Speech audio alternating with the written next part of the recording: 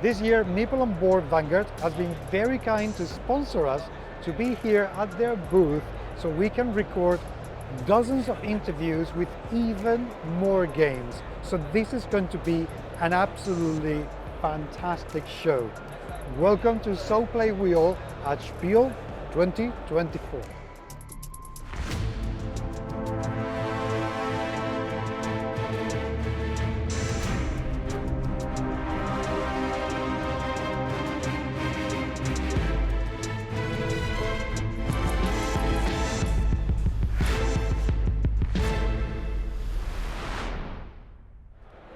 Capital Games Studio does a variety of games. We have seen a few already, and if you haven't checked them, check the playlist because you're going to be interested. And this is now about food, Makan Mania. Yes, Makan Mania. Makan Mania. Apart from the fact that it looks delicious and somewhat disturbing, but I mean, that's what happened to food, right? We cut them, we dice them, we bake them, we set them on fire. it's okay. Tell me about this game. What is it all about? How does it play? Okay, so this is about the food culture of Singapore. So in Singapore, there is this very famous culture where it's called the hawker culture. So if you've been to like Thailand, Vietnam, we have similar culture whereby there's this hawker store that serves up cheap and delicious food. Okay. So what happens is that during the lunch crowd, getting all this food and getting a table is horrible. Okay, so we always have a challenge trying to get that. So this game basically tries to simulate what's happened in a hawker store, and we of course feature all our favorite Singapore food and our favorite Singapore drinks and dessert. So if you've been to Singapore, you will no doubt recognize all this food. Okay. For those of you who haven't, tell me what can I see? Okay, so we have the lighter color, they are snacks. So we have the curry puff over here, which is being sliced into half. Okay, and well, I'm not very happy. So this is something like a savory but more spicy thing. So it kind of originates from the Malay and the Indians. And this is one of the favorite food over here. And we have satay. Okay. So for those who go to Singapore, they will look for satay club. So it's like bits and pieces of meat, but something different is that there's a salt. It's more of sweet and peanut sauce being put over here. Okay. And we have Yong Tau Hu, is a Chinese, from Chinese. Roti prata, which originated from India. We have chicken rice. So some people call it Hainanese chicken rice, but the Hainanese didn't invent the chicken rice, kind of. So it kind of like came from this part of the world, but that is still disputed by the historians, so we don't really know. And then we have porridge, and we have the very famous laksa over here. Okay. Yep. How does it play? Okay, so in this game, it's a relatively fast-rolling game, so you are complaining about thinky games that we are designing. So this is a fast-moving, but a bit of thinky game. So what you play is that everybody will play simultaneously. You'll be taking the dice, and you'll be rolling the dice. And we'll be trying to match the dice onto the food over here. So let's say I can see a 6 over here, and if I don't get anything, I'll re-roll them again, everything, until I find something. Do you say a 5? Yes, there's a 5. There's a 4. Is there something like a 3 and 4? There isn't. So what happens is that along the way, once you feel that you are done getting the food you want, you will put your dice and your tray onto one of these seats over here. Okay, so as an example, let's say this gentleman put here, and then I'm done, I just put over here. Okay, so once everybody is done and the last play is still rolling, they are forced to stop because else they'll be rolling until tomorrow. Okay, so then they are forced to stop and they have to occupy the seats over here. Okay, and after that, what happens is that in the turn order, you get to activate the power of the table that you're sitting on. So in this case, for the table number 1, you get a free dollar.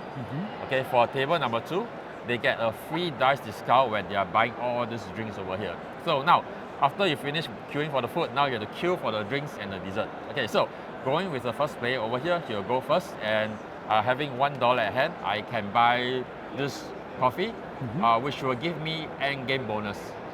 At the end of the game, for every 1, 2, or 3 dice I have from here, I will get a bonus score over here. So I can see that I can only buy $1 here, and I got 1 dice over here. So what this does is that each individual tray also have a special ability. So it's a unique ability for every single player. This tray table allows me to multiply the power of the table I'm on. So in this case, I'll get to get $2 instead of the normal $1 that I will get. So now with $2, I can now buy ice kacang. Okay, for this food, for the next subsequent round until the end of the game, as long as I don't occupy table 1, I get $2 more. So Okay. each dollar will give you points. Each will be 1 point at the end of the game. And now I still got one of this. I can now buy, let's say, this sugarcane juice, which if I pair this sugarcane juice with one of this pink card, this will be worth 4 points, else this will be worthless. Then the second player will get to go, and he get a 1 dice discount over here, so I can 2 dice. Maybe I will get maybe this one. This allows me that at the end of the game, if I have no dice on the table, I will get $2 automatically until the end of the game. Okay, then with that, I can't put anything because yeah, it's all occupied. So in this case, if there's a spare dice left over, I exchange it for $1, which I can use it the next round onwards. Okay, so I get to get that $1. Okay, so one interesting thing about this trade ability is that I can knock people off if I want to activate it. Okay. So if that happens, I will go to the first table, and anybody that get knocked down by me will get to claim 1 coin. So there are different trades with different abilities, and these abilities may interact with the cards over here, interact with the table, or interact with the dessert over here. So this game, we try to combine a bit of mindless rolling dice, the fire rolling dice, but a bit of strategic thinking, because you have to think that, do I want to secure all this big food with points, or do I want to go for all these drinks and dessert cards that give me a lot of huge end game bonus, or they give me engine that along the way I can get a lot of bonus if I do according if the condition I meet is correct.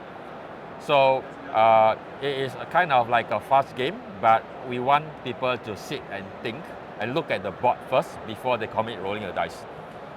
And then they will plan whether I want to be table 1, table 2, table 3, and the last table. You might not necessarily want to be in the first table, because you may be playing a strategy where you're grabbing the food here and you do not want the drinks up here, and you want to be at the last table over here.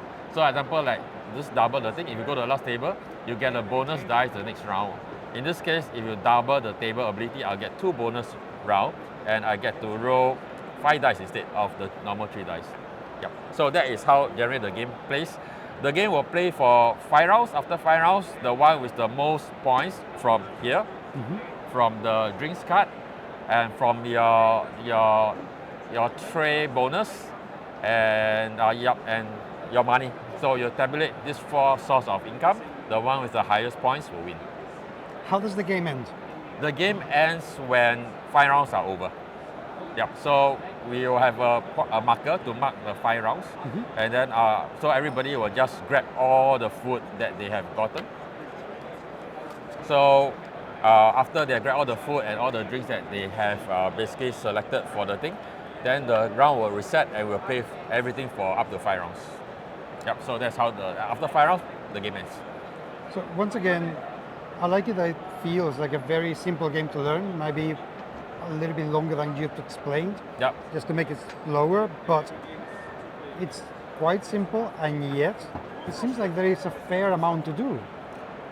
We want people to look at the board before they roll the dice, because there are dice rolling game whereby, oh, we just match the dice, we just roll and roll and roll. We don't really care what it is, we just see what's happening over here. So we want players to look at here, look at the possible position they want to take, and of course the power-ups that they can get, because if they want the power-ups, they want to rush for the first table. So they may not spend a lot of time trying to get the points here, they may just rush to the first table so that they have enough dice and money to go for the power-ups. Yep, so that's what we want people to do, because when you want to play a game, sometimes mindless fun is good, but we want them to have a bit of thinking while they enjoy the mindless fun. I love the look of the game. Who's the artist? Because it looks beautiful. It looks really funny. It's a local artist. So she also drew another game of mine called Happy Dim Sum, and people love the smiley face on that game. So it sells itself because it is so happy and cheerful. People just buy the game. And when we asked her to do this, she's so inspired that she came up with a lot of different ideas on how to torture the different food. Yeah, and so it speaks to itself. So when this game was launched, we basically got approached by one of the biggest newspapers in Singapore, because they say they saw the art, they love the art, and they wanted to feature us. So we went on newspaper thanks to this game. That looks amazing. Yeah. How many people play? It's 2 to 5 players. Okay. Yeah. And in how long? Because this is going to be a long game. 15 minutes. Yeah, 15 minutes. Okay, yeah, 15 that's minutes. Yeah. pretty good. Yeah, it's pretty fast. This could be pretty fun and hectic with all the dice rolling. Yep, that's true. That's true. Yeah, so this is one of the faster games that we have. Yeah. Any chance of finding this outside Singapore? If you go to other parts of Asia, maybe you have some luck, but mainly this is one of our newest games this year. We Okay. just launched it a few months ago, so the distribution haven't really reached the other parts of the world. So you still have to get it in Singapore, and we're still getting it to our retailers all around Singapore right now, and we are just working with the retailers around the region to get it there. It'll take a couple of weeks to months to distribute out. So yeah, please, if you come to Singapore and you love Singapore food, you go to some of the hawker center, they do sell games. This place called Lau Pasar is a very famous hawker store in Singapore, and they got a souvenir shop next to it, and this game is there. Look, you've always been Longinian thinking, where do I go on holiday next time? Where do I go? You know, Come to Singapore. there you go. Great food, great place, clean, and yeah, I guess people love the cleanliness, the modernness, and we all speak English. There you go. so yeah, if you're lost, just ask us in English, and we can direct you the way. Thank you very much indeed Yeah, for coming. welcome. This is absolutely lovely. Yep, Thank yep, you. Yep, thank you very much.